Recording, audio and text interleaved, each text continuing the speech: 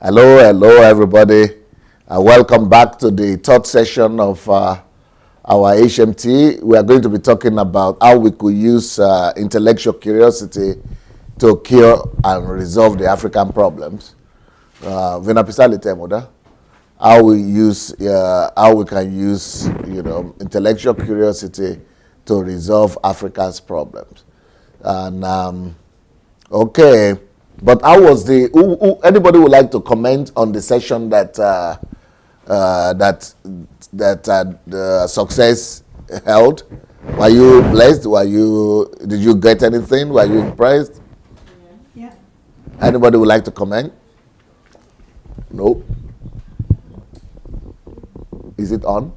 Yes. No, okay. Nobody wants to comment now. I thought you wanted to say something. Patience. Okay. Yeah.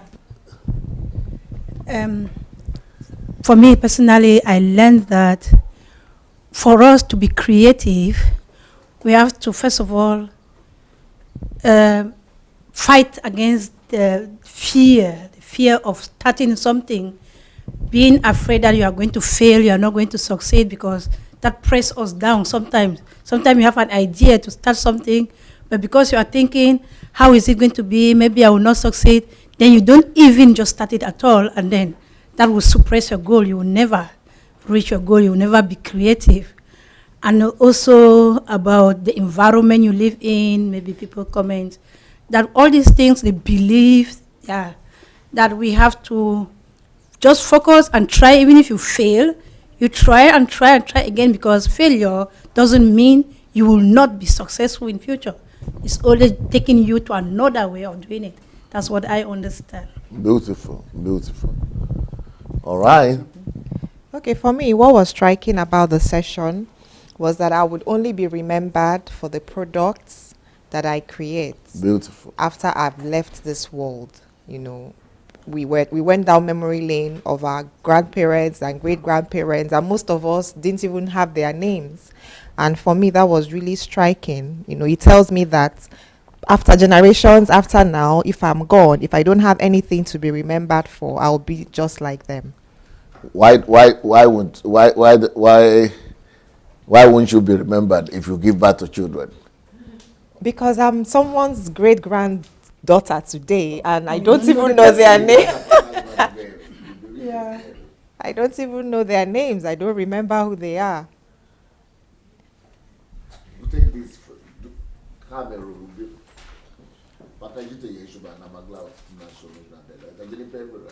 The national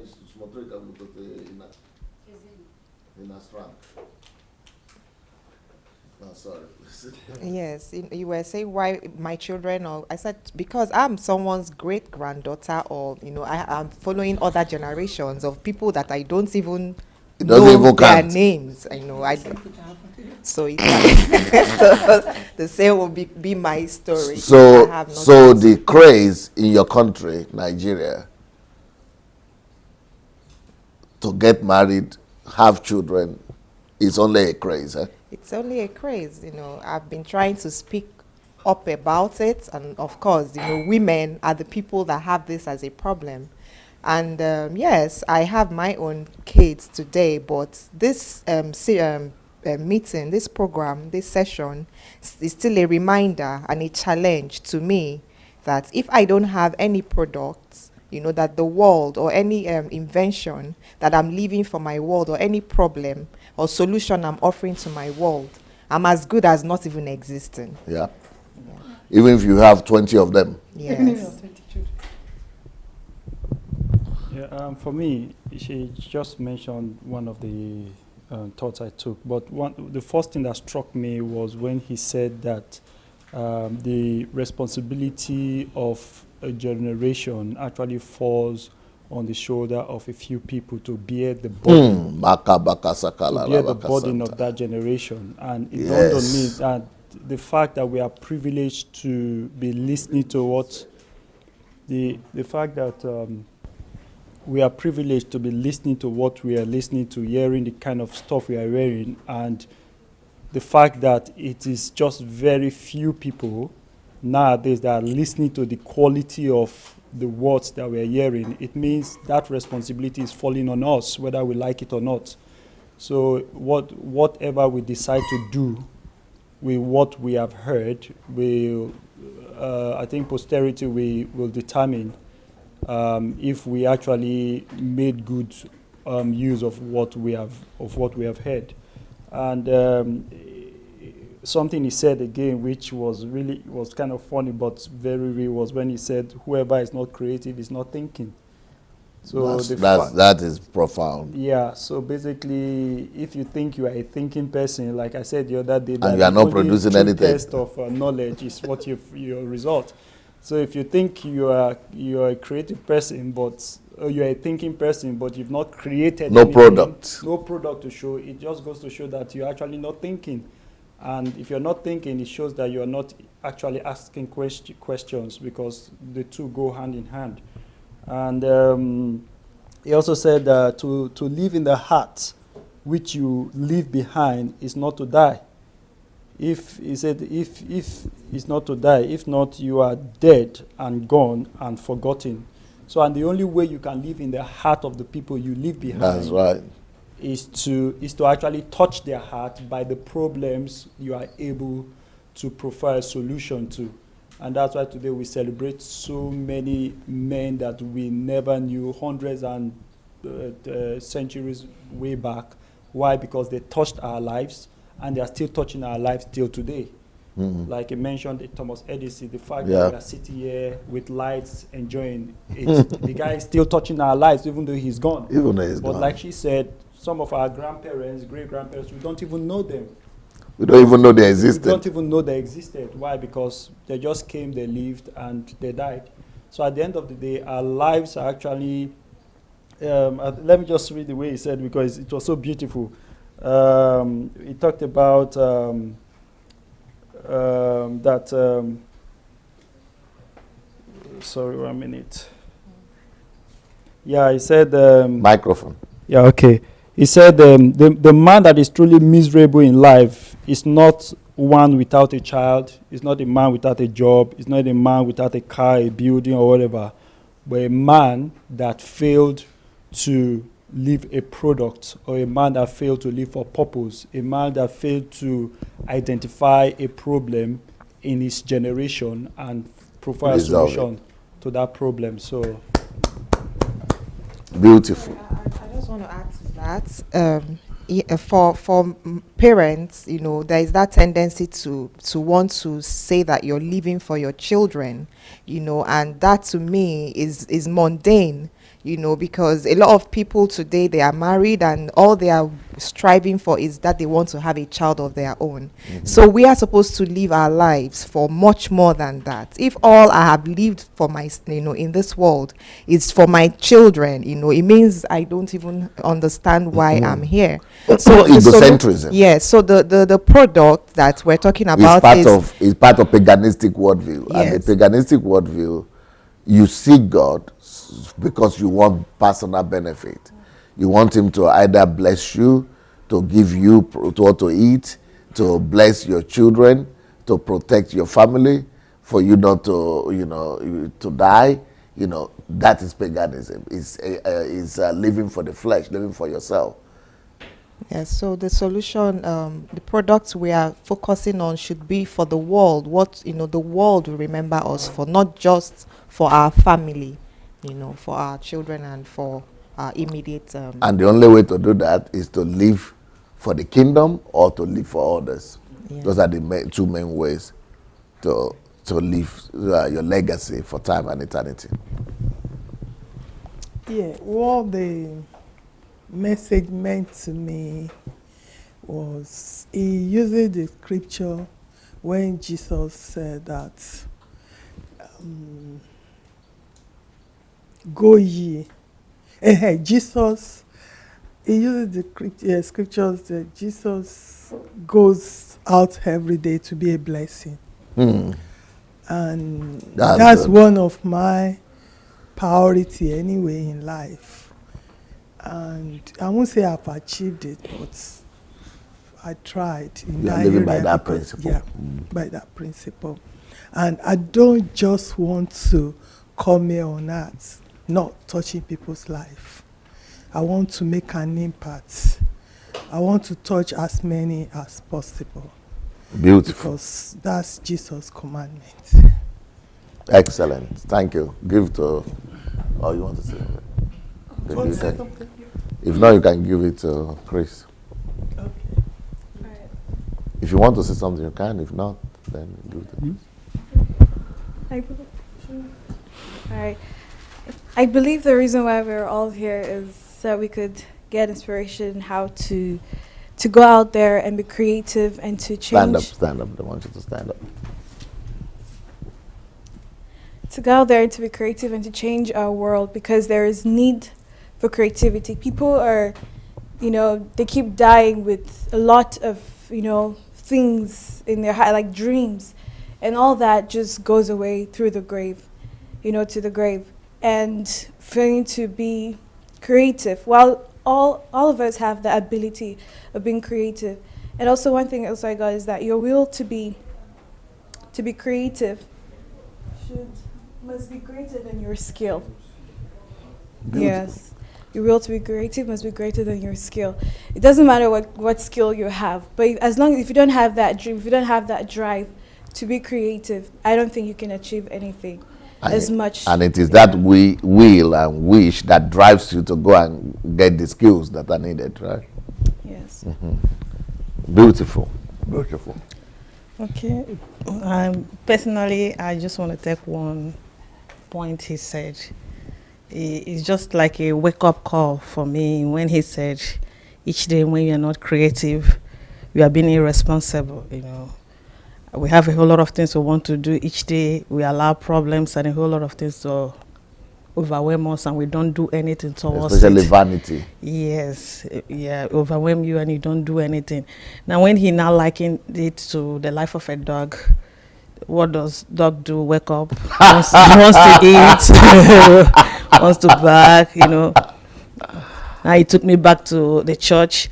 When they are asking you to come and give testimony, they will just say to you, no matter how small the testimony is, come and say it. A majority of people will say, at least I have life today. I slept and I woke up. And, every dog slept and they woke up also. You understand? So when you're not being creative, you're just being responsible like that dog. So it's a wake-up call for me. Because they are using those testimonies to actually recruit new members, new slaves. Yeah. Felix, yeah. Good day, sir. I think today's section it's not really that it's an eye-opener, because I believe most of us know about them, only that we don't want to accept the reality of it.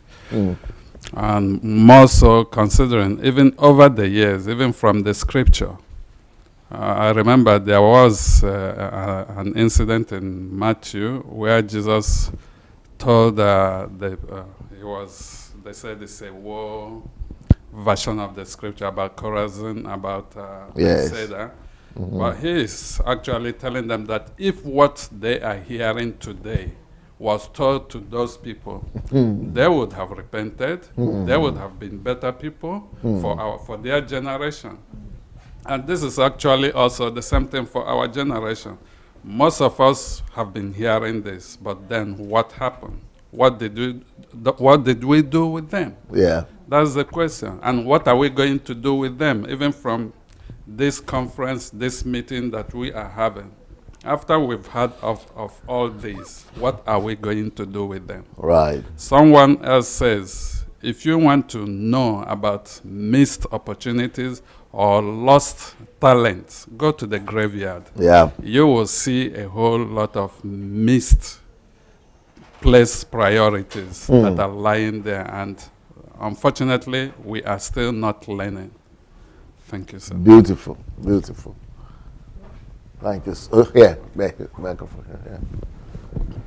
Okay. We are going to start this evening class now, and the teaching is going to be, of course, we are continuing the session we are doing in HMT. Please go and share the message if you have not yet shared it. share. Go share the message with your friends. And don't worry, they say Nigeria is playing football today. We are going to finish on time, okay?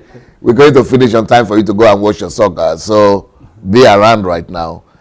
With the HMT is called the Art of Questioning. And then we are going to, the topic of today, of this evening right now, this session is called Intellectual Curiosity, a Key to African Development. Now, before no, don't let me do that because we have talked already. So I wanted to say before I go on, can you try to, at least in your mind, can you try to see the connection between the morning session, which is worldview. Yeah, so worldview and how to come out of that worldview. I mean, how to come out of our paganistic worldview, the worldview that is, invaded Africa right now. How do we come out of it to build a country that is going to be truly developed, and to besides the country, to even develop and deliver our people from the captivity, from the slavery, from the bondage of deception, ignorance, superstition that people are in right now. So how do we bring our people out of this? What connection can you build? What bridge can you build between that continuation, right? That worldview and our HMT now, and which the first topic is going to be intellectual curiosity, a key to African development. Try to think about it. You might not need to talk, but think about it. If you get an answer for yourself, it will help you. Before I begin to provide the answer. Now, I would like to take your mind back to the video that I showed, Towards a New Africa. Just take your mind. No, we are not going to watch it. We are not going to watch it now. But just take your mind to remember the video that we watched, where I was talking about 4 things that must be corrected, that must be uprooted in our psyche, from our society, before we could enjoy what it means to be developed and to be civilized. So when you see that video, you see that they are all connected. Those 4 things to be uprooted are all connected to our worldview. So it is the worldview of a people that determines how they behave, why they behave the way they behave. That is where you could understand their state of the economy, why they are not being developed. It is because of their worldview that will give you the explanation why the economy is not growing, why the country is not growing, why do people behave the way they behave, why are they the way they are. It is the worldview that is going to help us to understand why Lord Lugard will say those things about who we are and things like that. So it is the worldview. So now, how do we correct a worldview?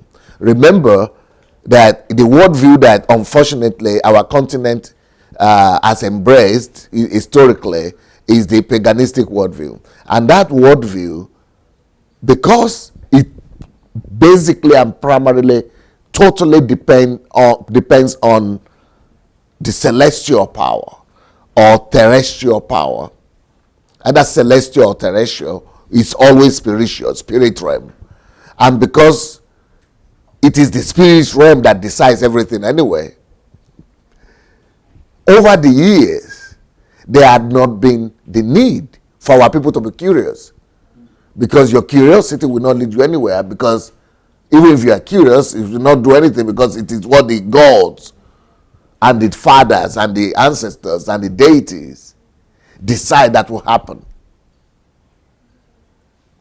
And it is only, so either you desire or you don't desire, it doesn't matter. You are just supposed to pass your time here on earth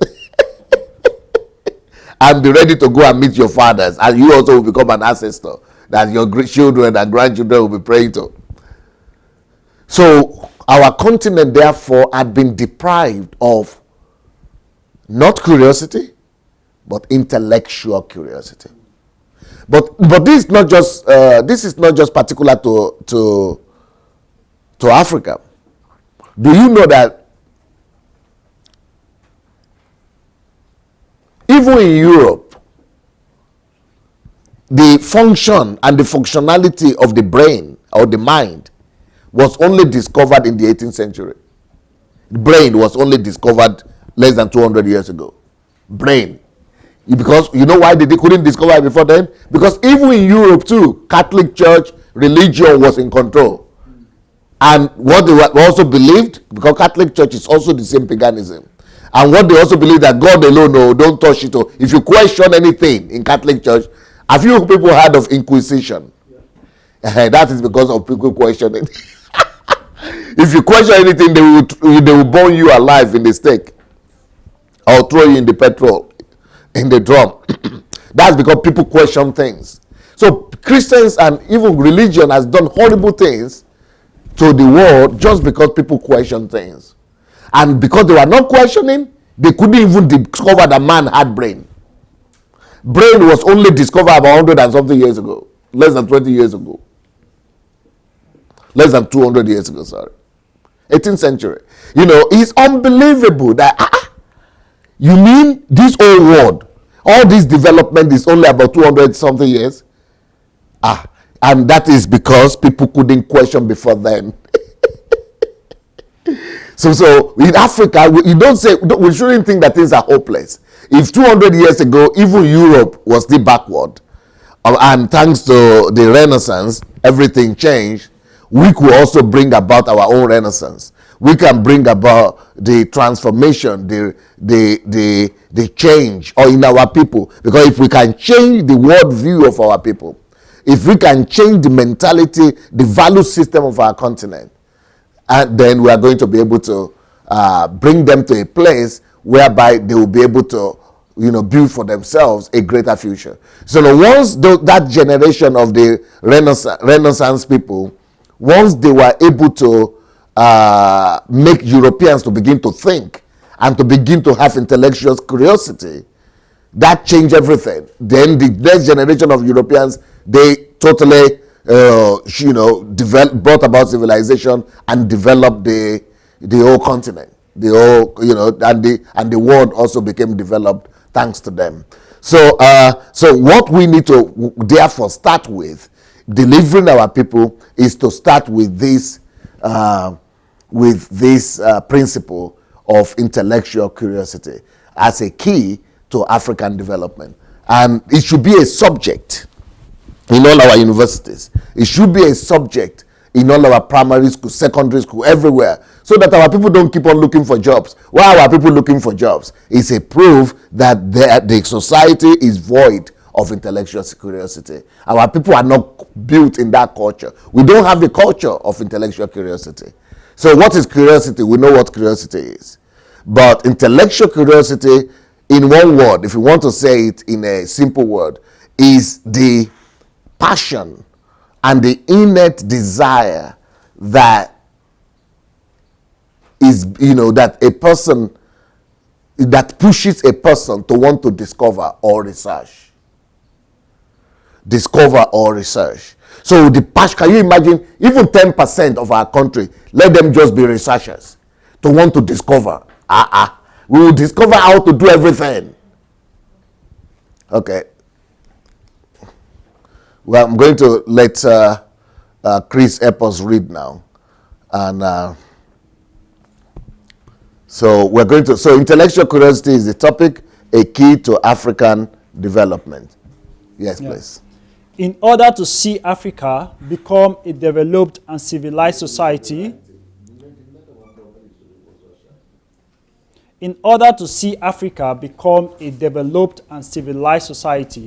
we must cultivate intellectual curiosity in our people. Formal education has not brought a desired progress and development.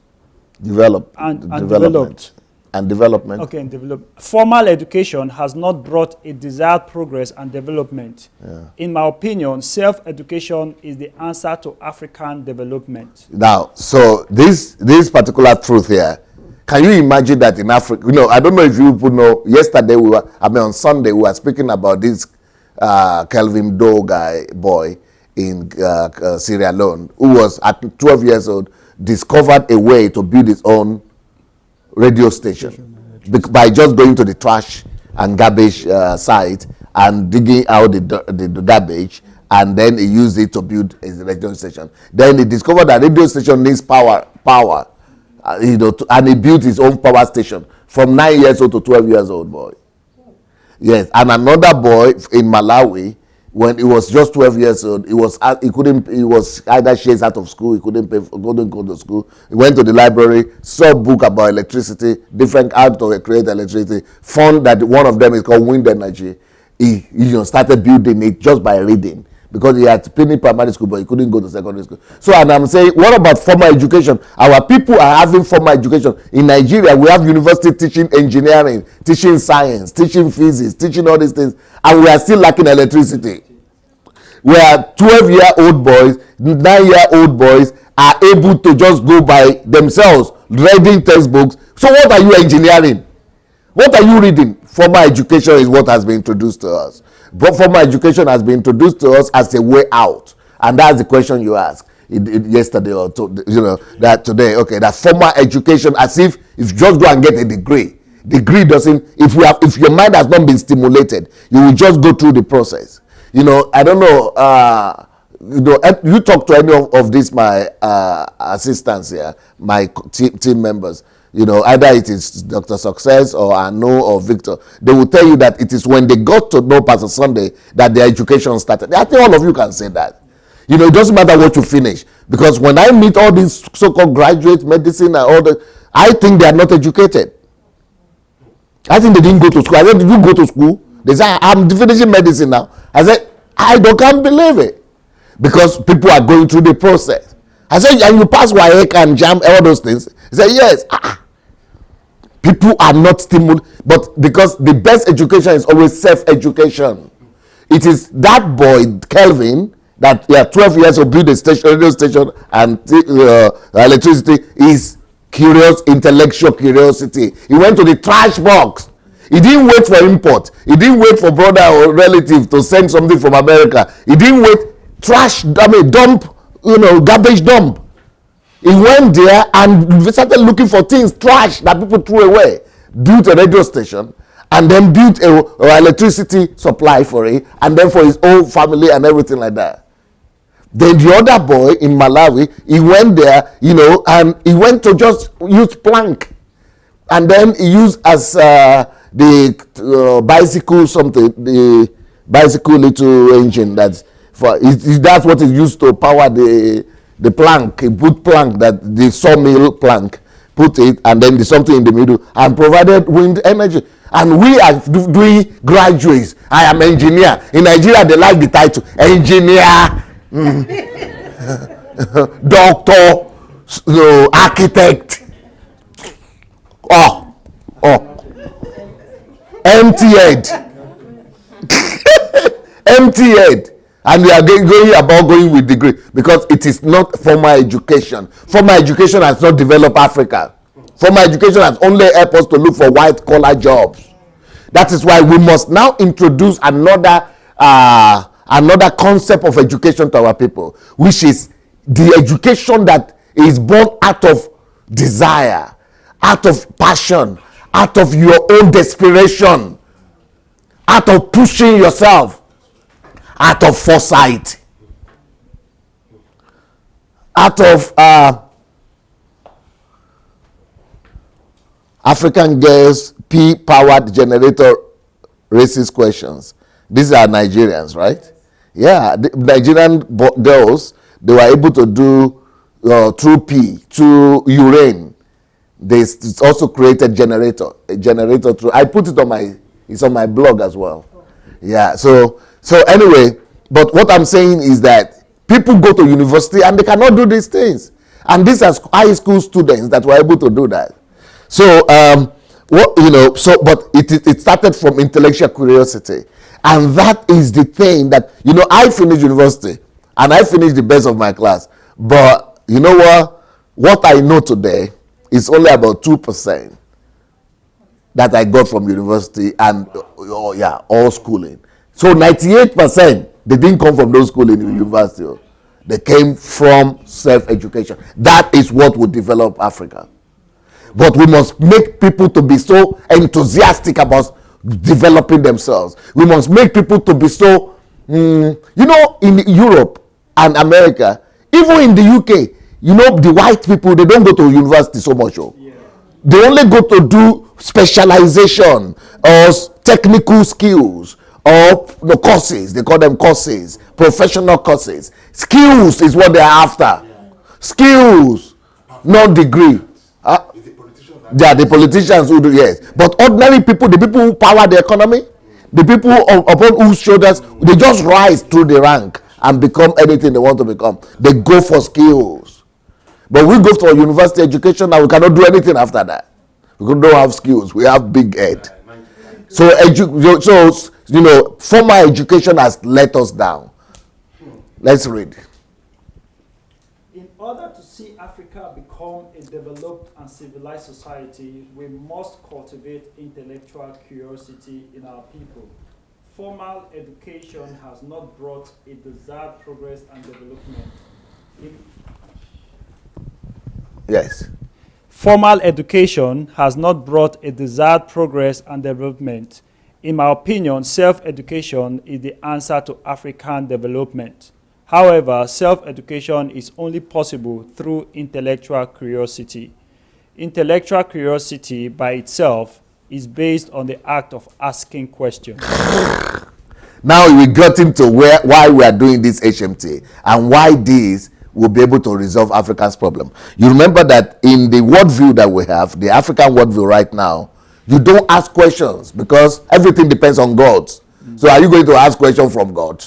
Are you going to question God? So that whole mindset of not questioning is coming from that worldview, because it is in the paganistic worldview you don't question God because everything depends on God. So if you question God, you are going to die, or thunder will come and strike you, or some tragedy will come. You don't question God. So today, in today's Christianity, which is the total opposite, God is saying, bring out your arguments, bring out your proof, come and present your case. God is totally the opposite. When people were even going to Jesus and asking him, what about that parable? I don't understand. These things are no more in Christianity. This is what Christianity is about, because Christianity is knowledge based. You go to the whole book of the Bible, Proverbs, is just knowledge, wisdom, understanding. Knowledge, wisdom, understanding. But in paganism, knowledge, wisdom, and understanding is played down. You don't need knowledge. You don't need wisdom, because the gods are the ones who decide. So here, and then he has the favorite. He has his favorite that he picks. The chosen ones, the anointed ones. So you don't need that. So that is what our so-called GOs who say they are Christians, that's what they are practicing now. So they play down on you, through intellectual. They say you are secular knowledge. No, you have to be spiritual. And then to be spiritual, you have to depend on them, because you are not there when they were anointed. So it is paganism, and that also the culture of don't question them, because if you question them, it's as good as questioning God. So all those things are paganistic practices. We don't have Christianity at all. All these things they are calling Christianity is paganism, because it's in paganism you don't question, because you don't question gods. So now they are now saying you can't question them. Just like in paganism, you can't question God. So they are now the gods that you cannot question. They are the deities. But that's why, to resolve Africa's problem, we have to set the mind free first, because they have captivated our minds through religion. They have captivated our mind through culture. They have captivated our minds through even culture now. Our culture is that you don't question elders. Yeah. It's not just church. So if you question an elder, the culture itself is paganistic. And you don't question politicians. So you don't question anything. Everything is paganistic. So until we set free the minds of our people through questioning, through curiosity, we will not set our nation free. That is why this art of questioning, HMT, and this number one topic of intellectual curiosity. Of course, you know that I still have 2 messages on the worldview, but I just cut it short because I still have 60 slides in one and 60 slides in another, part 1, part 2. But I just jump it because I know that you got the whole idea in general. But intellectual curiosity is the beginning. We have to challenge people to love self-education. Now, what would intellectual curiosity lead you to? Intellectual curiosity will lead you to the culture of self-education. Now, if I tell you now, if I ask you, if I come to the street of Nigeria or Ukraine or London and say, tell me 5 most important things in life, they will say, most likely, family. Some people say children. Some will say money. Some will say health. Some will say God, if you go to Africa. Some will say education, or what else would they say? 5 most important things in life. So most of the things. But none of those are the most important things in life. Let me tell you one thing that is more important than God. That is more. That is more important than believing in God. Than having faith in God. One thing that is more important than having faith in God. That one thing also is more important than having children. This one thing is more important than having a wife or a family. This one thing is more important than having good health. It's more important than all those things you have mentioned. It's more important than money. You know what that thing is? Asking questions. Now, you tell me why asking questions is more important than believing in God. Because if you don't know that asking questions is more important than believing in God, you will be born in a Muslim family, for example. And because you don't ask questions, and asking questions has not become a culture to you. Because what is the culture to you is that you must listen to your parents. You must follow the religion of your culture. You are born in a Muslim country, or you are born in a Muslim family. So you cannot question your father. You cannot question your religion, because you cannot question it. You cannot ask questions if you are in the right religion or not. Therefore, you will become a terrorist, because they will tell you, because our religion demands that you must go and kill somebody before, to really prove that you love Allah or God. So you go and do it because you don't ask questions. But if you are born in a Muslim family, or a Christian family, or or Catholic family, or whatever family, or a paganistic family, but if you know to ask questions, you'll be able to say, how can my God, this God, be saying I should go and kill somebody? I have questions. Yeah. It's because people are not asking questions, that's why they are religious. So it is more important, the act of asking question itself will prevent you and save you from believing in the wrong God. It is the act of asking question that will bring you to the knowledge of the right God. No, you are not getting it. Yeah. You getting it? Yeah. And it will prevent you from becoming a doorman. The one that we're having in Africa right now. Why is it that all the churches in Africa have just slave camps? They have made our people into, we have lost Christianity, and our people didn't even realize it because they couldn't question. If they could take questioning from you, you become slave for free. In fact, what's that? Voluntary slave. Now you go there for that slavery with your own leg. You yourself, you will be surrendering like this without a shot. Nothing will be fired, because they have taken the most potent instrument from you, the ability to question. So because you cannot question anything that is being done, you are just a mumu and a zombie. You just come there and you are just submitted. It doesn't matter what university you finish. If you finish all university in the world, you cannot question. You are as good a slave as anything can enslave you. The church will enslave you, the pastors will enslave you, the Jews will enslave you, the culture will enslave you, the society will enslave you. You are just a nobody, you are not a human yet. What makes you human are 2 things. The art of questioning or reasoning is the same thing. Questioning or reasoning. And number 2, the ability to live by the principle of cause and effect. Those are things that make you a human. Because you are thinking. Until you think, you are not human. You are animalistic. You are a biomass. That is what when they take, that's what you become. When they take from you the ability to question. So, intellectual curiosity. So, when they say, I am attacking the bishops and the GOs and the pastors in Nigeria, and they say, why don't you do another style? Okay, what Pastor Sunday is saying is correct, but his style, what they say, his method, his approach, or his method is wrong. You don't question an elder. You don't challenge elders. His approach is wrong. But I'm doing this approach like that, intention. But don't mention them, please. Don't mention everybody is coming to go. Please, I beg you, don't mention them, please. Because of God, don't mention them. I said, no. I'm doing intentionally. Why? I want to break the slave, the shame, not to challenge or question. I want to break that, not just in myself. I'm already free, but in other people in the whole world, that these people can be questioned.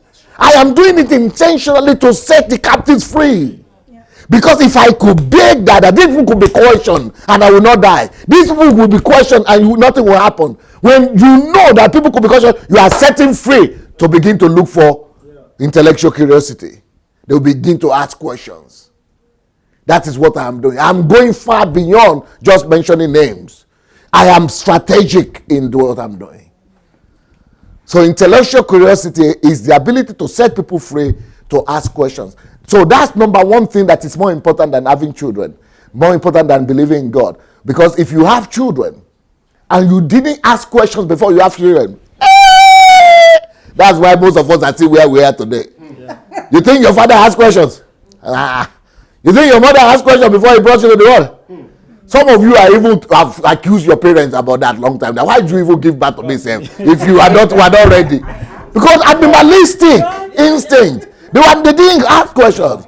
But if you get to a place where you begin to question yourself, what does it mean to have a child? Who is a child? What should be my attitude to a child? What does it mean to be a mother, a father? Who is it? Until you ask questions, it is the children you give birth to will become your headache, your biggest tragedies in life. And your regret. They will be regretting, you will be regretting. So asking questions is more important than having children. And asking questions is more important than marriage. Yeah. Because if you don't marry, you will not know. I mean, don't ask questions, you will not know how to treat a woman. You'll be thinking she's the same like you.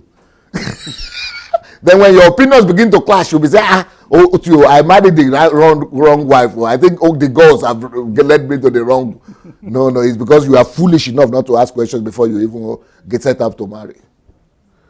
If you don't ask questions, questions are more important than children. Questions are more important than wives. Questions are more important than husbands. Questions are more important than food. Because for example, if you don't ask questions, you think this is water and you will not know that it is acid. You just pour it and drink. Questioning. That's why even questioning is more important than faith in God. Having faith in God. Because if you don't question before you put your faith in God or trust in any God, you will believe the wrong God. Why do you think people believe in Buddhism? Or why do you believe that people in India honor cows and pig more than human beings? Because they will not question. Because that's where they found themselves. Why do you think that in my country, the whole people is going to church every Sunday as if they are zombies? And their pastor will tell them, if you don't pay your tithe, you are going to hell. They don't even question, that I thought Jesus died, not I will not go to hell. Oh. That's why your bishop will be slapping you in the mystery of the Sabbath. And you say, God gave him revelation. He might know why he slapped that.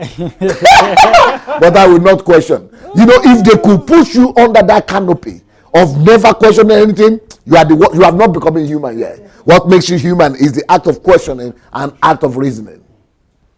Or act of reasoning, then reasoning in the line of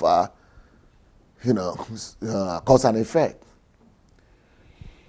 So out of the intellectual curiosity, desire to know, we must cultivate it in our people. Maybe somebody who is listening to me today, maybe God will just give you this topic as your own topic. You just start a movement just to cultivate intellectual curiosity in people, just to wake up the mind, the consciousness of people. Wake up people's consciousness, then we'll come alive. Question everything.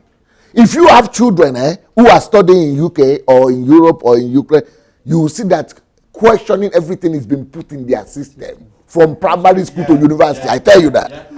They know that is the key to development. So even the students themselves might not know. But if you notice very well, you will discover that your children becoming rebellious little by the time they come home. They don't just want to listen to you and swallow everything like that again. And you'll be thinking your children are rebellious. No. They are being human. But you, because you are brought up in a place where you shouldn't be human, you are now thinking you are having problem, that your children are bad. But that is what is right. Please make you read. Desire to know. The intellectual, curious person has a deep and persistent desire to know. That is what we want to get for our people. Everybody, can you imagine a place when people don't go to school to get a job, when people don't go to school because of employment, but just the desire to know?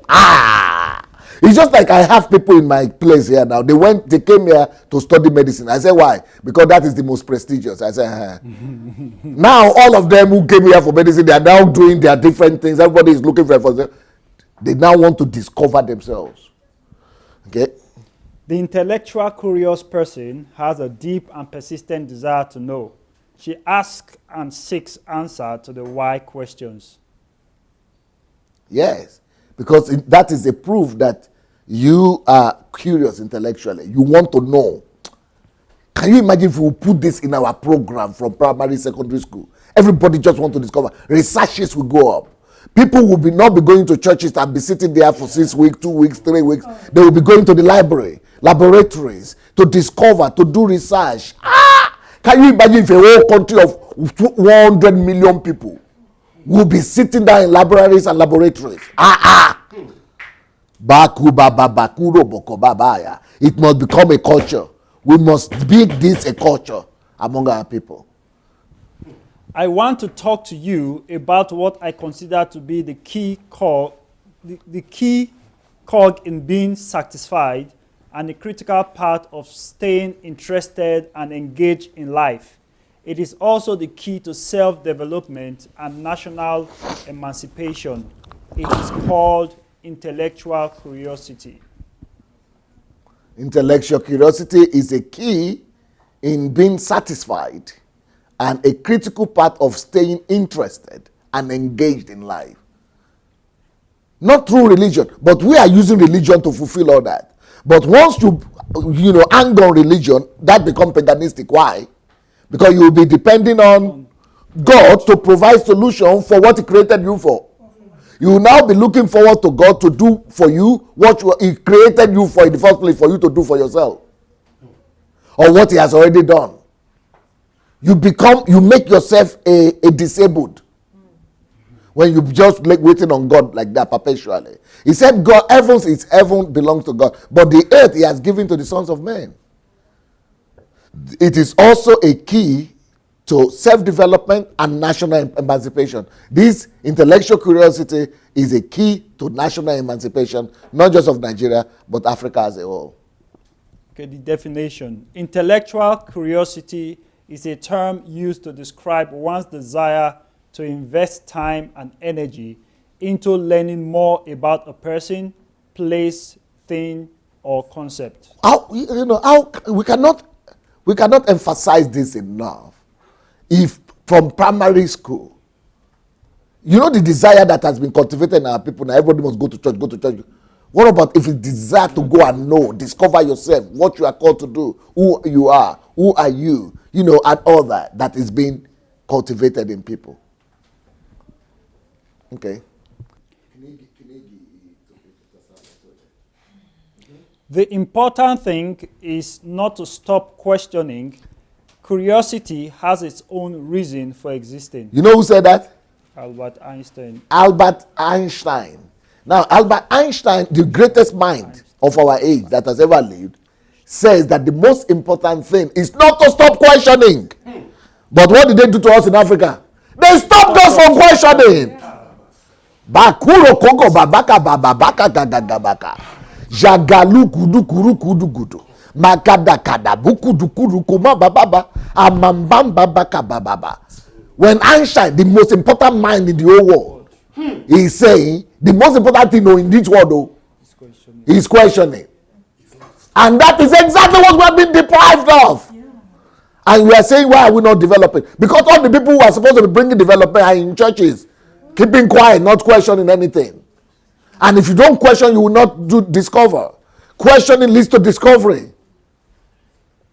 And he said curiosity has its own reason for existence. God created curiosity Himself because of these things. Hey.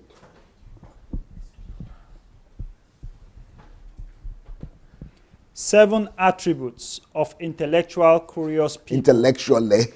7 attributes of intellectually curious people. You want to? Who wants to develop that in himself? You want that? I think we shouldn't just develop in ourselves. We should propagate. Yeah, propagate and make sure that this goes to every nook and corners of our country. Number one.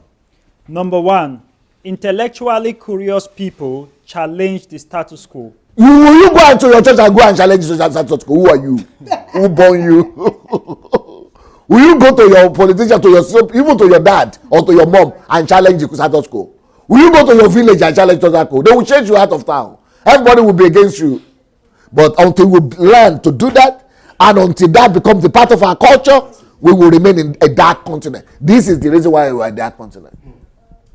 Because we are under the captivity, under the darkness of paganistic worldview.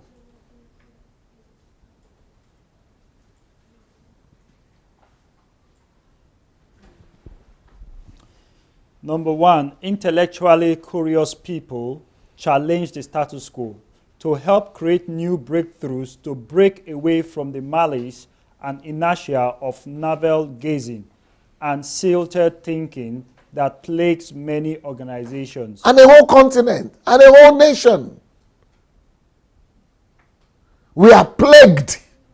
Not because we are caused, because of fathers and mothers and grandfather planted something, generational or something, causes, and because intellectually we are not curious, and we have remained in the status quo. We've done challenging. Oh, they will kill you. Oh, you will die. Oh, what have you done? How old are you? Number two. So if you want to become an intellectually curious person, the first thing you must do is to cultivate in yourself the culture of challenging the status quo. And some of you don't have the boldness to do that. You don't even have the boldness to do that, some of you. You don't have the boldness to do that because you're always afraid. Status quo. And that's one of the reasons why I came out against all my friends in Pentecostalism and in religion. Because I must teach the next generation. I'm old. I'm getting old. I'm 50-something years old. I'm getting old very soon. And I don't want to leave this world the way I met it. I must teach people to challenge the status quo and give a legacy to people. Don't leave the world the way I found it. Make it a better place. So I came out to challenge the status quo, to show to the whole world and the next generation of people who are coming after me that, look, this is the way to live. Get out of the shell. Get out of the chains. We should challenge science. We should challenge everything. This Albert Einstein that we are talking about, he challenged Isaac Newton. That's why he became who he became. Yeah. And later on, this Stephen Hawking challenged him and also became great. This is greatness. Evolution and discovery is dependent on your ability to challenge status quo. That yesterday will be right. It's still daylight, you know.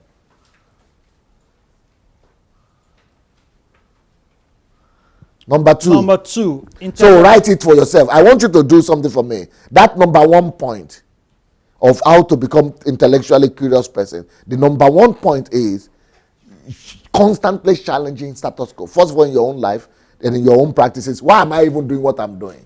And then later on in the society, in your own family, in your own relative, in the society that you live. Now, my question to you is this. Write down. Out of 1 to 10, let's say 10 is where Pastor Sunday is right now.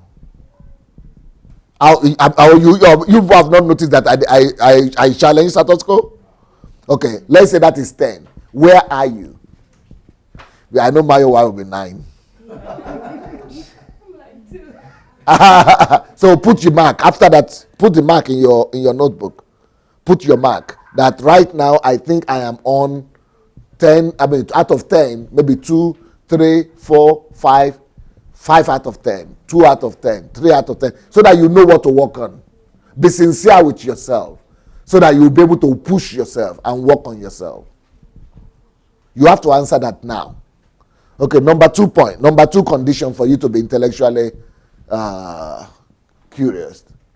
Number 2, intellectually curious people build high-performing networks, not just teams. They inherently understand people and what motivates them better than most. Stop.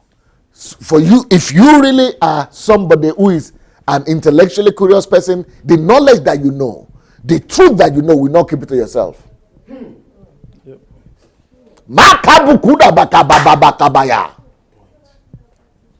You will create a platform.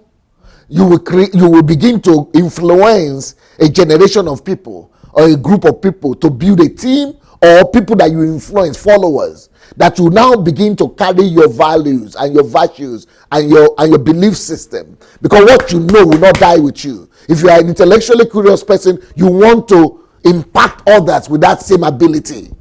So you right now, the way you are, put your point down. You have to answer the question: how much influence do you give to people? How much what networks are you creating? What platforms are you creating? What teams are you creating to become carriers and movers of your ideals and of the discoveries that you have discovered? Success. I know you do this very well. You have your platform. Tell us about what you have done since you have discovered these things, since you met me and you have discovered all these things and you started growing. Yeah, what are the things you have started to do? Thanks, dear sir. I think there's nobody in this all that challenges status quo like success. I mean, if you are not yet on his blog, go and read this article. I beg you. Give us the name of your blog. And it's mind blowing. My blog name is successolimefacolaty.wordpress.com. No, what I say? I think everybody comes from your village. How would they know what you are saying? Success. One by one now. Success. Olayemi. Olayemi. Fakolade. No. They are not only Jebu people or Yoruba people sitting there. Success. All one word. Success. Olayemi. Olayemi. Fakolade. Fakolade. Yes. If I were you, I would just change it to DSA, yes. some abbreviation like that. Yes, we are building a website now. And then put the big WordPress.com.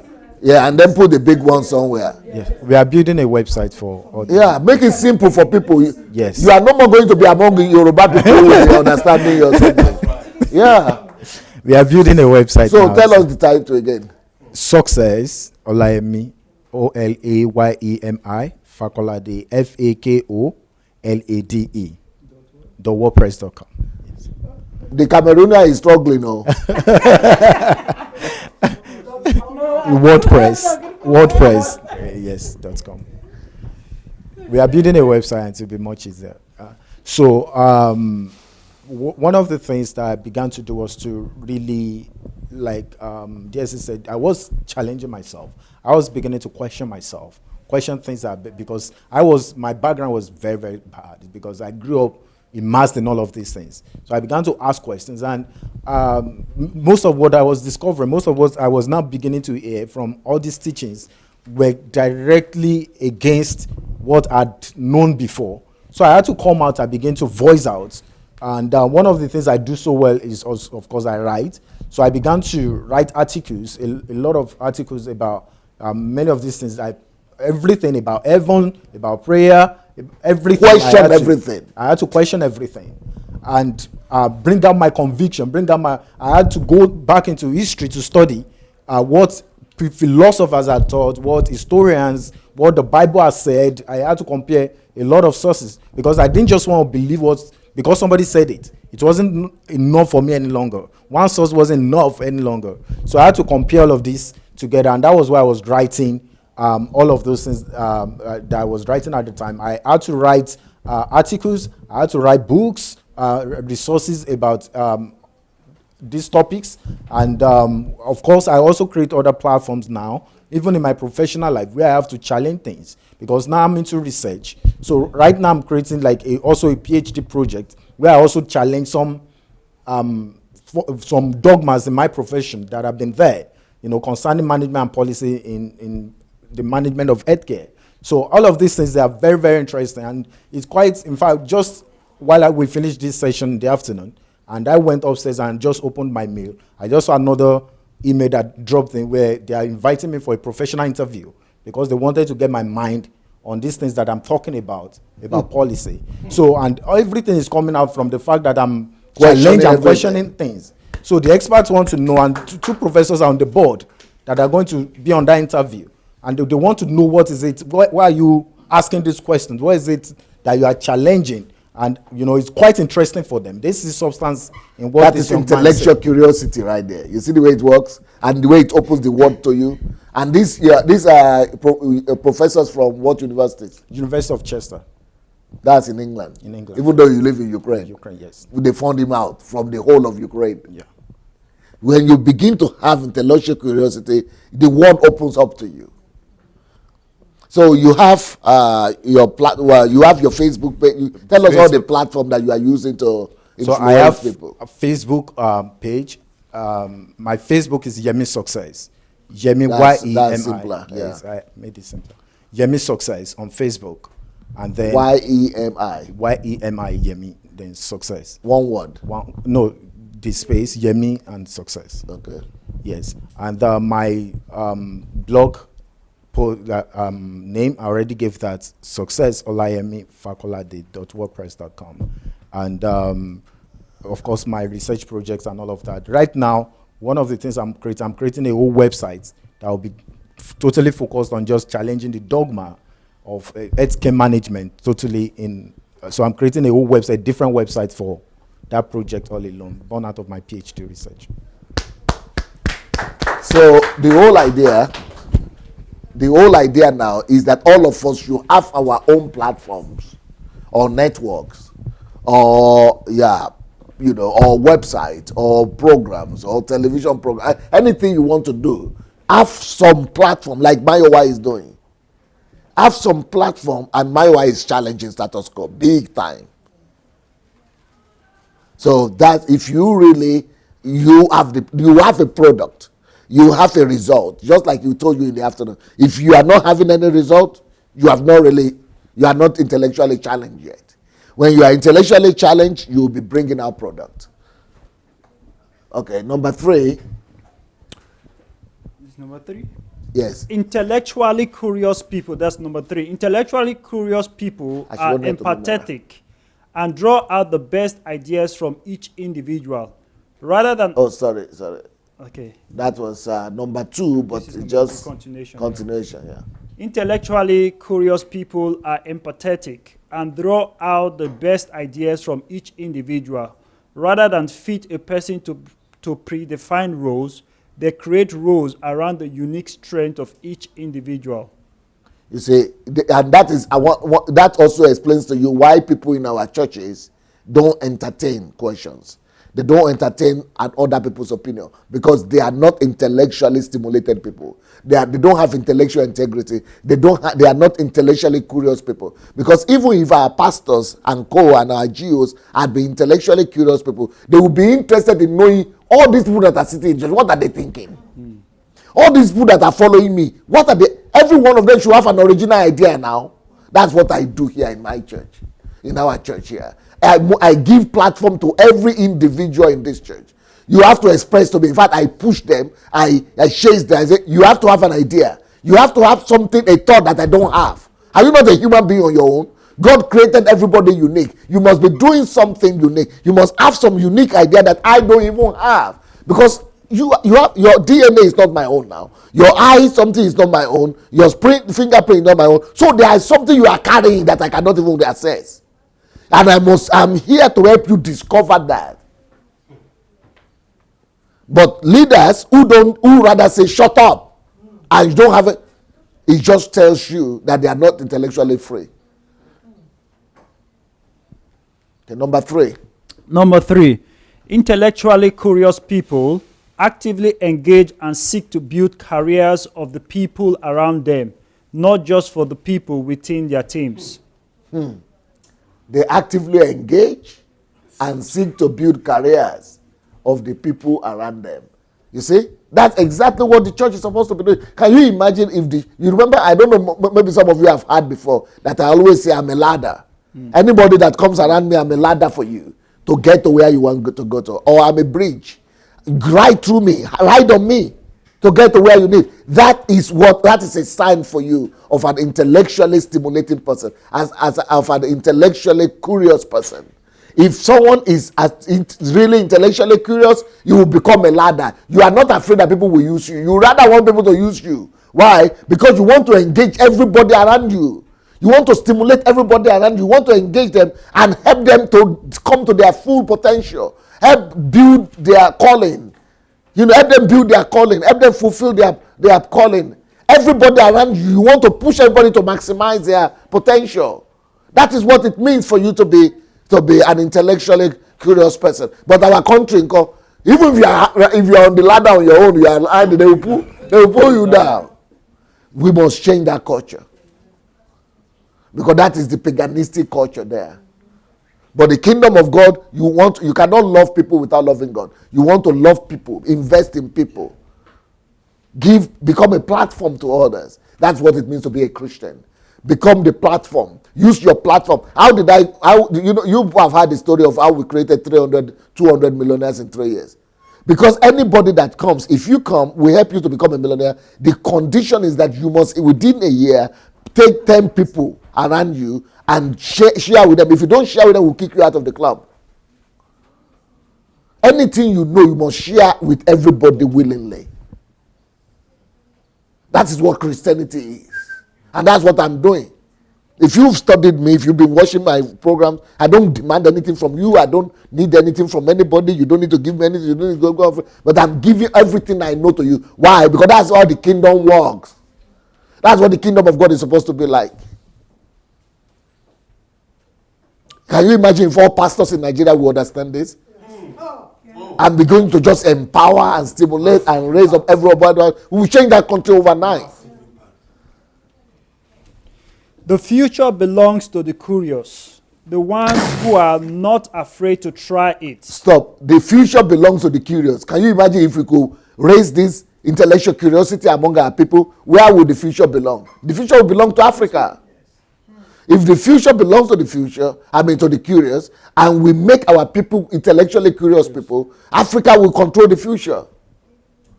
That's why I say this kind of subject must be introduced in all primary, secondary schools and universities, so that everybody will be intellectually curious to the degree that they will control tomorrow. That's one of the best things we could do for the next generation. Please read again. The future belongs to the curious, the ones who are not afraid to try it, explore it, poke at it, question it, and turn it inside out. Now, some people are watching now and joining us on the Facebook or wherever, and they are thinking, we think we are a pastor. Why are you not using Bible? No. I said, this is not the religious HMTO. If you want religion here, go to your church. Right here, I want to develop human beings.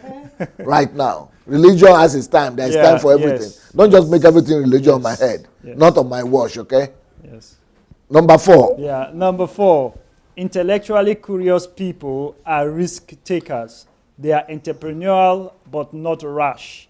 They promote experimentation, often testing the boundaries of possibilities without fear of failure. Okay, I will come back to this. Let me go back to number 3.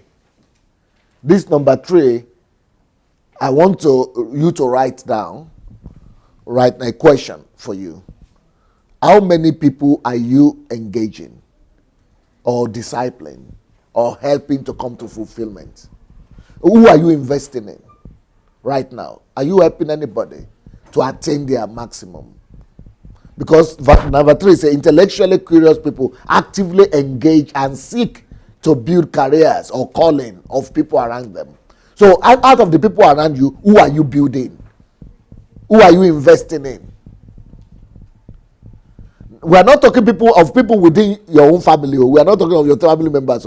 The people who are not related to you. How many people are you investing in? How many people are you giving something to for free? Can you imagine how many number of people come to my website, to my page here and say, Pastor, You must have a reason. Now, why are you doing this thing? You mean you are just doing this thing for no, maybe you want to go to come to Nigeria and pull down other people's churches. You want to pull down their names so that people, you will come and do church and people will come to your church. You know, that's what they're thinking. Or maybe you want to just spoil every other person's name so that you know, people will bring their things to you. I mean, they cannot believe it. And they're supposed to be Christians. That is Christianity. When you invest in people that will not even say thank you to you. So I want you to give, if you're no, because sincere, I want you to be sincere, all of you. In the opposite that number 3, write down there, how many people are you discipling? Are you impacting? Are you investing in? Consciously. Maybe 0, maybe 1, maybe 2. If 0, then write your target. Within before the end of the year, I want to influence 12 people, 10 people. So, Mayowa is smiling because she is influencing hundreds now. You are investing your life, your time into some people. Who are you investing in? How many people? Not the name, but the number. Make it a goal in your life. Become a source. Become a giver, a life giver. Become a resource center all by yourself. That is what intellectually curious people do. Okay, number 4 now. We'll go back to number 4. Number 4, intellectually curious people are risk takers. They are entrepreneurial but not rash. They promote experimentation, often testing the boundaries of possibilities without fear of failure. Okay, good. Now, the question for you here is, how much a risk taker are you? Are you bold enough to venture into new things? Okay, let's go again by the what is it, level 10, what is it, level, we say mark, or by the scale of 10. So if you go by the scale of 10, 10 being the maximum, how much of a go-getter, risk-taker are you? How much willingly are you ready to engage new things, to try new things? How willing, how passionately are you about stepping out of your comfort zone, looking for new experiments, new ventures, new terrains? Pushing yourself out of 10. Put your mark. And then if your mark is not good enough, give yourself a target. Write it right now. Don't wait till you get home. And then you work on yourself later on. Write something down for yourself. This will engage you. This will help you to become who you need to become. Okay? At the same time, they have short memories. They are quick to move on the next idea when something does not work. But you know, most people, when something does not work, they just live on that, they linger on that memory. I've tried before, oh, nothing worked out, I will not try again. Then you are not an intellectually curious person. Because if you are an intellectually curious person, you forget about your failure and you go and try another one. And for ladies, you ladies, I know that that's not very easy for ladies, because ladies want security, or you want, to be predictable, predictability. But if you want, at least maybe let the predictability be in the family, or in your pace, in your house, in your own territory. But when it comes to calling, when it comes to your calling, to your area of influence and to life, be intellectually curious. And that means you have to have a short memory in regards to failure. So if you have failed in any area, don't dwell on it. Go and start a new thing. All of us will fail. That's one guarantee you have in life. You will fail in one thing or the other. But that failure should motivate you to want to try another terrain and to want to try another venture. So when it comes to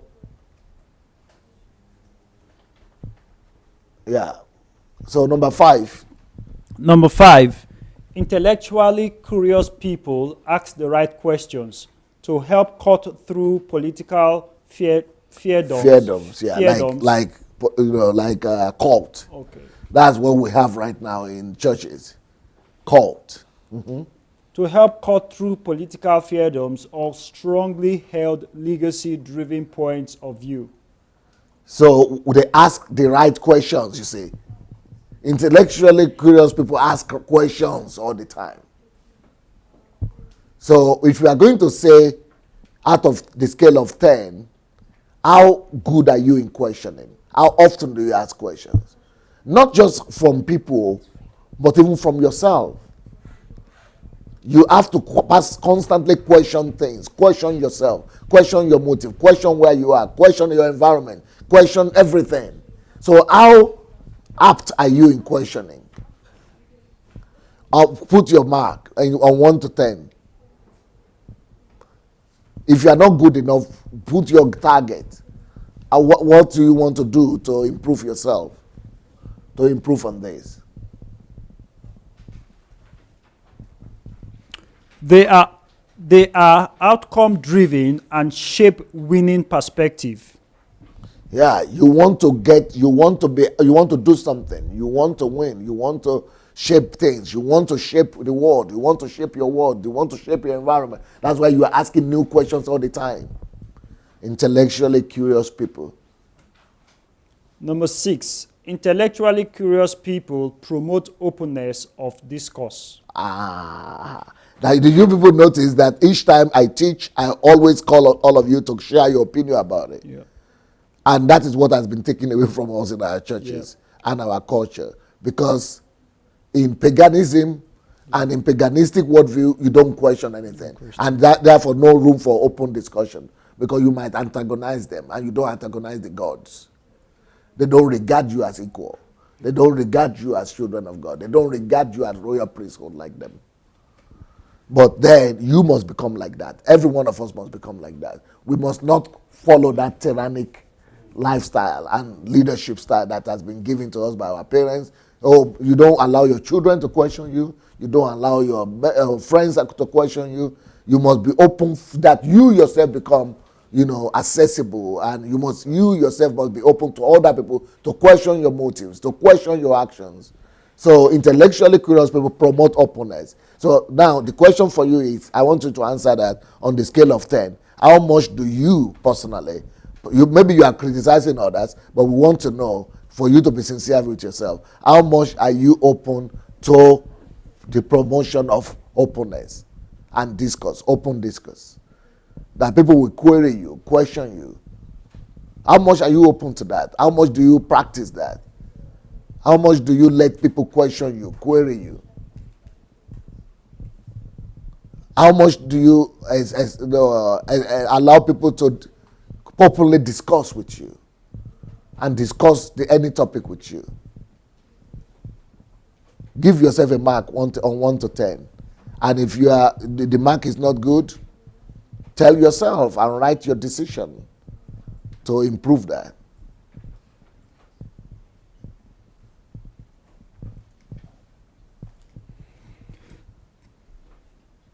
I've not read the other one. Oh, sorry. No, you did. No, after this. Okay. One of the secrets of life is to keep our intellectual curiosity acute. You see? People know these things. Who said that? William Leon Phelps. American author, critic, scholar, and speaker. People know this. This is one of the secrets of life. And this secret of life is what they gagged in Africa, to be intellectually curious. To them, a good idea is a good idea, regardless of where it comes from. A bad idea is a bad idea, regardless of where it comes from. You see, so they just want to have new ideas. And so they welcome discourse. They welcome, discussion all the time, because they are looking constantly for new ideas and fresh ideas. Number 7, intellectually curious people are effective at combining dreams with details. They are doers, not just thinkers. So they're not just dreaming. They are not just dreamers, but they are good in details, and they do it. So that's one area you have to mark yourself as well. One on the scale of 1 to 10, are you a dreamer or you are a doer? Do you just philosophize about things, talk about it, or you really get to bring it to a doing place? Don't just be a thinker or a dreamer, become a doer. Did you know someone in your organization who displays a few of these attributes? If so, then observe them, get to know them, learn from them, emulate them, and see your career and your success soar. That's the advice for all of us. I have no special talent. I am only passionately curious. Who said Albert that? Einstein. If intellectual curiosity is the secret of Albert Einstein, we must take it to Africa. We must take it to Africa. It's absurd, huh? Okay, the video.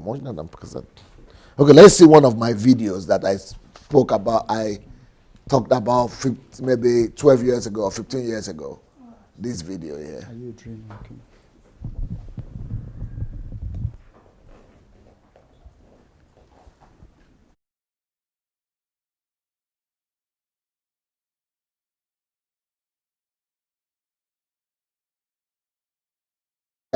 Go and share the message. Send it to your children. Send it to young people that you know in your life or people in Africa. Let's set our continent free. This is the challenge.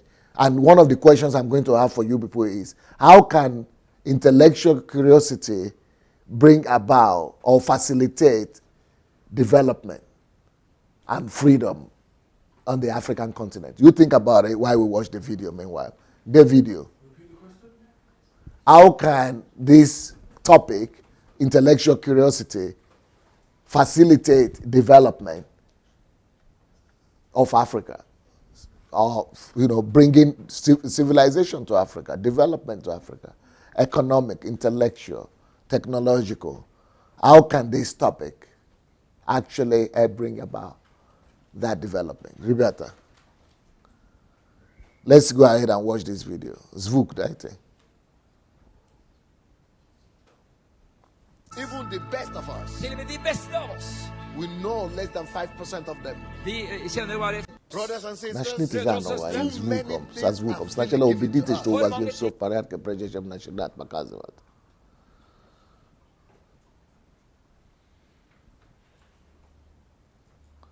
Дайте звуки, начните с самого начала, ребята. С самого начала, вы по-русски понимаете? Too many things are freely given to us. But unfortunately, even the best of us, we know less than 5% of them.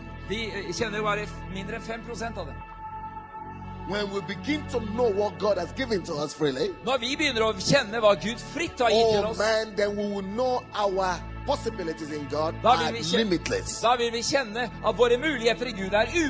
We will know we cannot be stopped. We will know really what God said, that everything is possible to him that believeth is true. But as long as we lack knowledge, we'll suffer. Satan comes and takes advantage. Where there is knowledge, there is light. God's kingdom is rules where there is light. Where there is knowledge, deliverance comes. That is why it says in John 8:32 that you shall know the truth, and the truth shall set you free.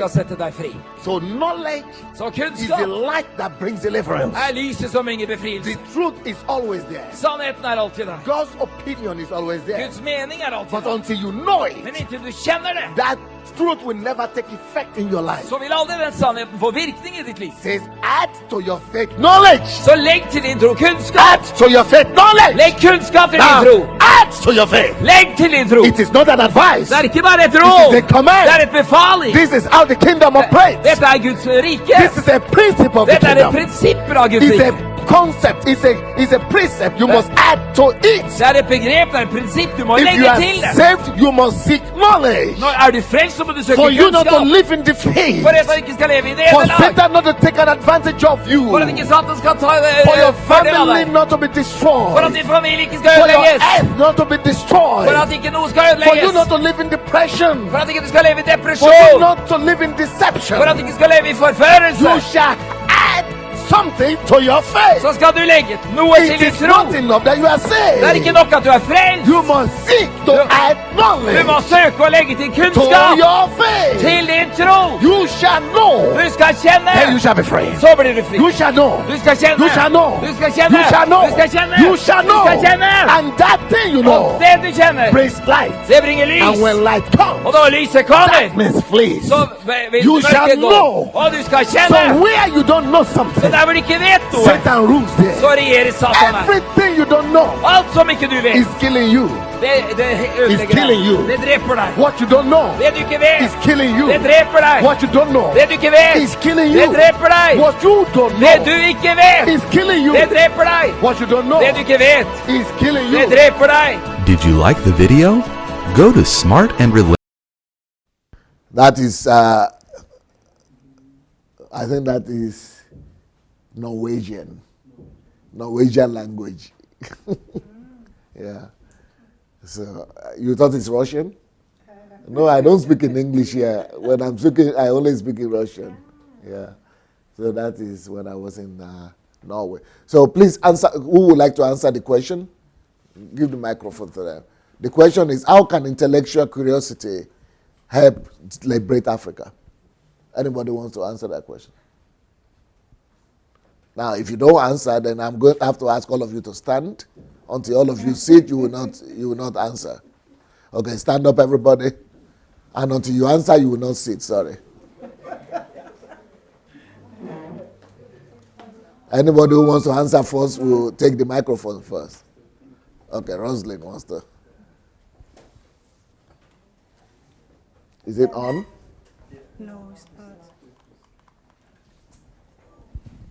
How can intellectual curiosity bring development to Africa?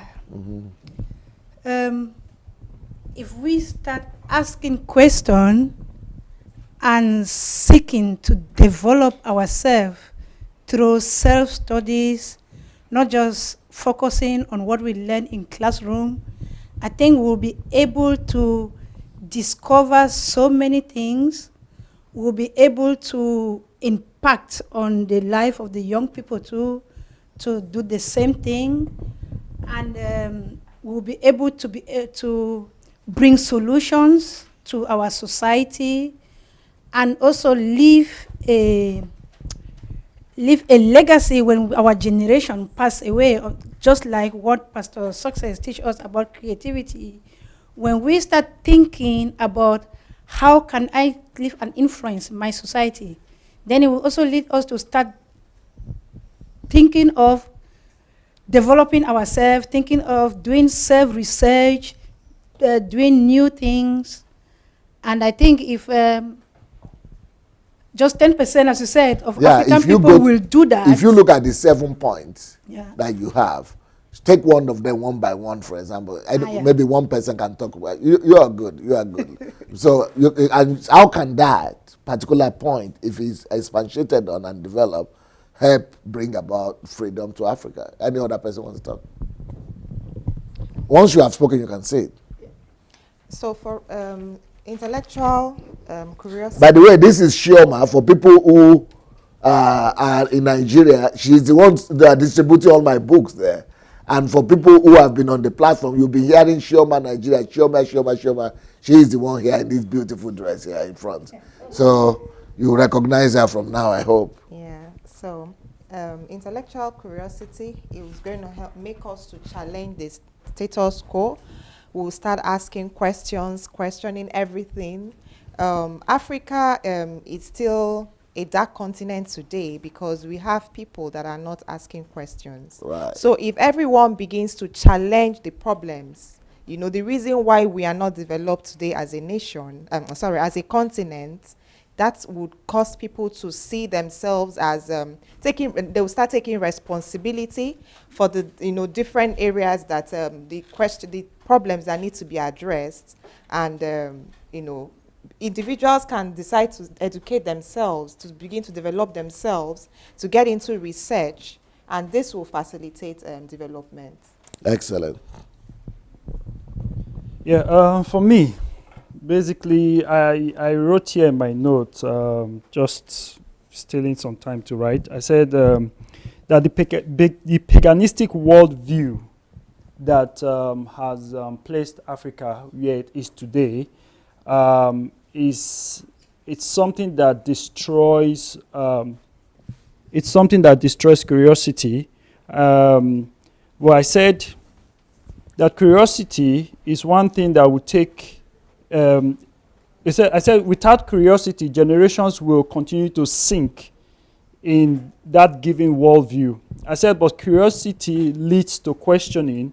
Questioning leads to knowledge, and that knowledge leads to enlightenment, and enlightenment will eventually lead to civilization. So I want to take it through, I think, was it question, let me see, the one that talked about how much of a risk taker are you? Because right now, we discovered that in Africa, to even question anything is like a risk. It's a big risk, and a lot of people are afraid. While we're watching here, somebody sent me a WhatsApp message saying that I should be very careful, and I asked the question why. He replied saying I should look around myself 360 degrees whenever I'm walking or wherever I'm going. So I was like, so why? Why are you telling me that? And he's not responded. So the challenge we have is that majority of us in Africa, we are too scared. Superstitious. Yeah, we are too scared to take risk. Why? Because we believe that we've placed people so much on a pedestal that we think we cannot ask them questions. We cannot question deep-rooted traditional beliefs. Because I know when we're growing up, I mentioned the other time in the morning that in our village then, we had a god that people kind of refer to as Ori, and we kept asking our dad, who is this Ori? Because we only know one god. And my dad kept saying, oh, that's the god that the village worship and all that. I keep asking, is it different from this god that created heaven and earth? Because my dad wasn't really Christian. So they'll give you stories like, oh, Ori lives in water, he only comes out once in a while during the festive period and whatever. So I keep asking questions. Why is he living in water? Why is he not living on land and all that stuff? But you see, today we have so much religious belief that what has actually trapped a lot of people, especially in churches, is actually fear. They are afraid to ask questions because they've told them, oh, if you question the man of God, if you touch the anointed, something will happen to you and you might die. Or because we heard testimony of how, for example, the church I used to go to, there's this testimony they keep repeating over and over again. The testimony goes like this, that there's a lady who was almost dying. Then they took her everywhere. There was no solution. Then finally, they brought her to this bishop, apparently which is the bishop of the church I was attending. And the lady now said, sorry, that there was a day you were preaching, and I eased while you were preaching. And because of that, a curse came on me. So that testimony, whether it is true, whether it is not true, nobody knows, because nobody have seen the woman, nobody have seen the video, nobody have seen anything. But we just believe it. And has put a lot of fear into people. And because of that, people they consider it a risk to even challenge, like our sister said, to even challenge the status quo. So I think everything is interlinked. But I can see that if we are not curious enough to begin to ask questions, starting from our own immediate environment, starting from our own homes, starting to question our own fathers, our mothers, our cousins, our uncles, or people we hold to high esteem, then it will be very difficult. But once we start doing that, we begin to see that most of the things we believe are actually superstitions, and they don't have any basis. And that will make us to begin to look for alternative of how we can actually go past this deep religious belief that we've held. Beautiful. In my view, I think to be able to help Nigeria out of our current situation, we need to encourage people, to empower them to ask questions. We need to reach out to people, the people in our sphere of life. We need to encourage them that they should challenge status quo. Nothing will happen to them. They should not just take whatever anybody say to them just because it is an elder or bishop or anything. Just ask questions. I know that they don't want us to ask questions because by answering the question we ask, that may reveal their foolishness, or they might give themselves away through the answer. So that's why they don't want us to ask questions. But we should continue to encourage ourselves. If you really want to come out of this slavery, we need to ask questions. So we need to help ourselves. And we that have all this knowledge, we should not keep it to ourselves. We need to go out there and help others, give them platform. Whatever we can do to assist them, let's do it. If you need to sponsor people to come to HMT, the next one, do it. If you need to buy DSA books, just give it out to people. Buy it, give it out to people. Just help them. I think by spreading this news, encourage people to go on YouTube, to read them, to download them, DSA messages, whatever you can do to assist people, just do it. So let's circulate the message, let it go around, let's set people free, and we will continue to work on ourselves as well. So, like everyone else has said, I think a lot of the intellectual points should be they should be used in harmony rather than to be used at individual points. I think challenging status quo is definitely something that everyone should do, regardless of whether they're in any which shape or form. Because in the end of the day, we're living in the society in which we're living in. We need to be able to challenge all the things that we say. What are you saying? We need to challenge everything that we're saying. I think being a networker, talking to people, trying to understand exactly what's going on in the world, actually trying to create communities, talk to them. We've got social media. We have the ability to not only communicate with the other side of the world, we've got the opportunity to just understand what's going on. With regards to careers and the people, I think what I'm trying to say, I think most of them being a risk taker, being faster to initiative, maybe thinking about situations to basically address common world problems is what we need to generally do. I think there's one of the biggest thing that DSA said was about being a doer rather than a thinker, because I think what happens is, and like what Precious was saying, and a lot of people are saying, is like the greatest grave that that goes down in the world is I think one of the biggest dreams that have the richest place in the world is in the grave, because people don't actually have the ability to achieve their dreams. They don't have the ability to maybe have the sense of understanding what it is to go through the process of actually following it.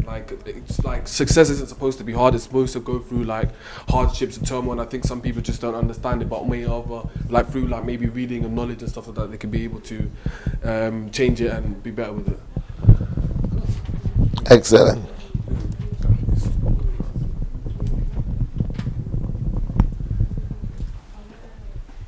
Thank you, DSA. I think intellectual curiosity will help Africa to be more focused, methodological and strategic in our approach to issues that affects our continent, to issues of planning, to issues of also the way and the attitude we have towards solving most of the challenges that face us as a country. It gives us the opportunity to delve in depth into most of the things that have been keeping us bound and backward as a continent. It will help us to ask those specific questions that will assist us in providing solutions to those challenges that we have been facing these past centuries, and then thrust us in the forefront of the new world that we are trying to create for our countries, our continent, and even us as individuals. Thank you. Okay. Next person.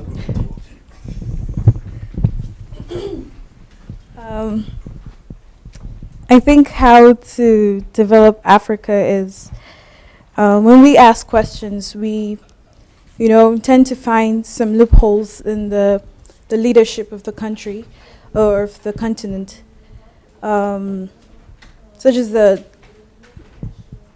or the church or the family, yes. everywhere. Yeah, we find what actually is, we found out what is going on wrongly, in terms of the leadership, of the country, the family, what is not working in order. And then to that, we also, by asking these questions, we actively engage people to build up themselves, to build up careers or whatever it is that will actually build up a country or nation or family.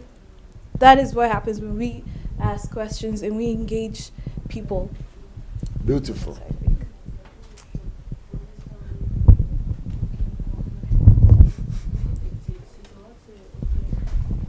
Okay, so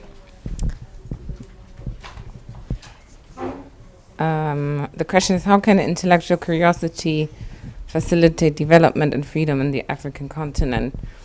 I think if you look, for instance, on the point number 6, it says promote openness of discourse. Mm-hmm. And that basically just doesn't exist in Africa, where people are open to question, especially taboo topics that are just not spoken about, especially when you look at female topics, female issues. Things are not really being discussed because they're considered taboos, and people are not really open to answer questions about these things, and that's why there are still diseases that exist and that could be cured because there are remedies that exist for these diseases, but because there's no openness in discussing these things, especially in villages and smaller towns, there are still issues prevailing in Africa. And if this openness of discourse is being promoted and cultivated in Africa, these things will be resolved.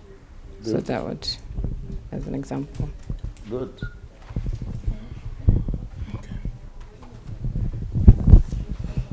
Yeah. Thank you, sir.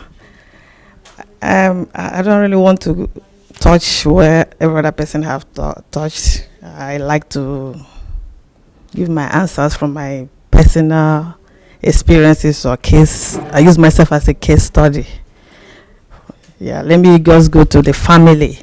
We've been talking about Africa, but I believe we can start from family. From family, then we can also start going. It's a baby step to build Africa.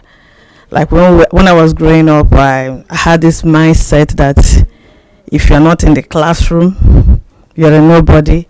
When I heard a technical school, I thought it's meant for these house boys.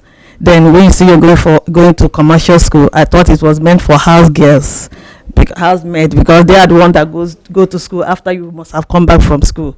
So while we were growing up, my immediate elder brother wasn't that intelligent when it comes to using his brain, but with his hands, he was so skillful, and technically he was so sound. He could sit down and fix anything in the house. At the age of 5, 4, 6, all the toys my dad was buying, he was fixing them. He would put electric bulb together, at primary 4, and it was working. For me, I thought he was not going anywhere because the attention wasn't on him, it was on me. My dad, my parents would always tell him, look at your immediate younger sister, the way she's smart in school. So they actually use mouth to discourage my elder brother. It's now that I'm growing, knowing what life is with this topic you are teaching, it took me back to what happened when we were growing up. To me, I didn't see that technical ability in him. Nobody saw it in him. And now this thing now brought him to laziness of mind. Today, he's not even in school. He didn't even do well in school. Technically, he's not also doing well. So my point is, if we could start from creche, because it's been there in my spirit to start teaching children, especially in Nigeria. A lot of them must have been taking the way I thought while I was small, that if you are not in the university, you are a nobody.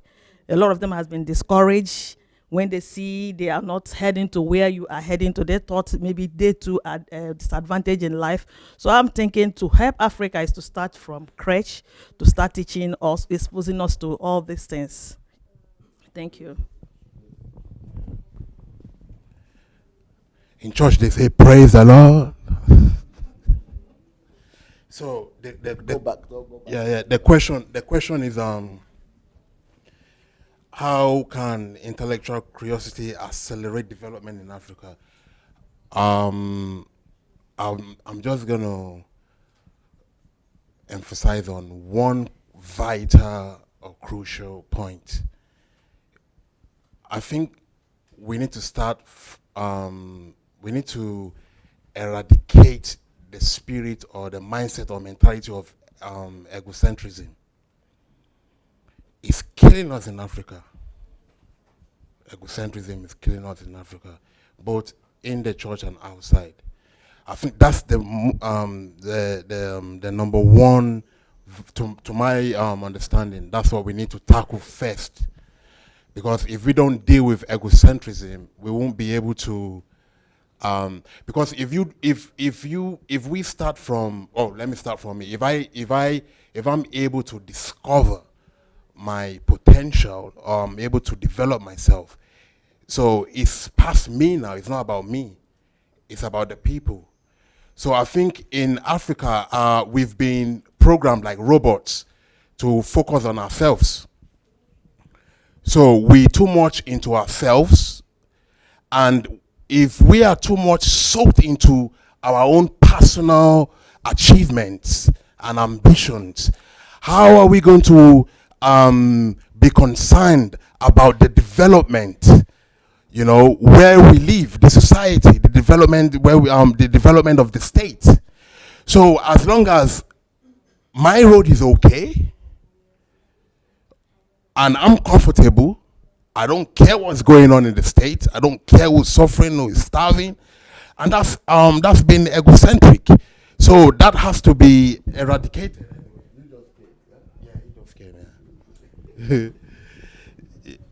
So that has to be eradicated. I don't know if Beautiful. The contribution I'll make is concerning the point 3, which is about building the career of others around us and investing in other people. And I think this is one area where Africa still has a long way to go, because oftentimes we are not open to share our secrets with other people. So there's this joke that says that when they asked a billionaire from the US how he made it, he said he made it through real estate. And then another man from Europe, he said he wasn't into business or whatever. And then when they asked a billionaire from Africa how he made it, he said it was God. So oftentimes we don't want to share the secrets with people. And if our aristocrats, our elites, will be open to sharing, to building, like DSA said, that when he was teaching people how to be millionaires, everybody had to commit to raise other people. So if in Africa we also will commit, if everybody will commit to share what you know and the secrets of your success or how you made it, then I think we'll have a society that's going to develop very rapidly, very fast. Beautiful, beautiful. Yes, my take is taking responsibility as individual as well, to imbibe the culture and the belief system or the system of intellectual curiosity ourselves, and also develop that. So as we're developing it, also share that with others. Because one of the points that Dr. Success made and Dr. Sunday made in the slide, the number 3, which is to be able to teach other people or, share what you know with other people. If we go with scripture being the light of the world, how are we the light of the world? So if we imbibe this belief system of intellectual curiosity and we use it, we make it a lifestyle of daily, and then teach other people, I think commitment amongst everybody here, or responsibility to take it upon ourselves, would help Africa as well, because individually we are Africa. Africa is not. It's individual people that we, as we are here now, most of us are African. So that's one way of doing it. So imbibe it in yourself and then teach other people. And also allow other people to be curious with you. Don't if you do something or you believe in something, you always have to also allow other people to ask you questions. So from questioning, I think a lot of us as well, we don't like to be questioned because we grew up in the culture where we're not allowed to ask others questions. So also be mindful that we don't like to be asked questions, and allow other people to ask us questions. Change our own mindsets as well. I think that's one way. Excellent, excellent. Thank you so much. Well, I know that they said the game will be starting from Nigeria in the next, 3 minutes? Few minutes. In the next 8 minutes, they said. So we are going to give the chance and the place for people at home to go and watch. So go and share this message, everybody. Share. And then we'll be back tomorrow morning to be with you. But the people here, I don't know how you are going to watch this thing. I don't know how they show it, where they show it. But, you take, you have to find the channel where they show it, how they show it. It's on where? Do you know the place? You know? Oh, okay. All right, thank you, guys. See you tomorrow. If the football will be interesting, maybe somebody should write me. I will come and join you. If not, then I will go and do my own thing. All right, take care. Blessings. Okay, so let's put our hands together to thank DSA. Woo! Yes. Okay, guys, friends on Facebook, thank you for being with us. This is the end of today's Day 2 History Makers Training, June 2018. Tomorrow we'll be back 10 a.m. Ukraine time with Pastor Bosse Adelaja. So it's going to be another teaching moment. Don't go anywhere. Save the day, the time, and be with us. Thank you and see you. Bye-bye.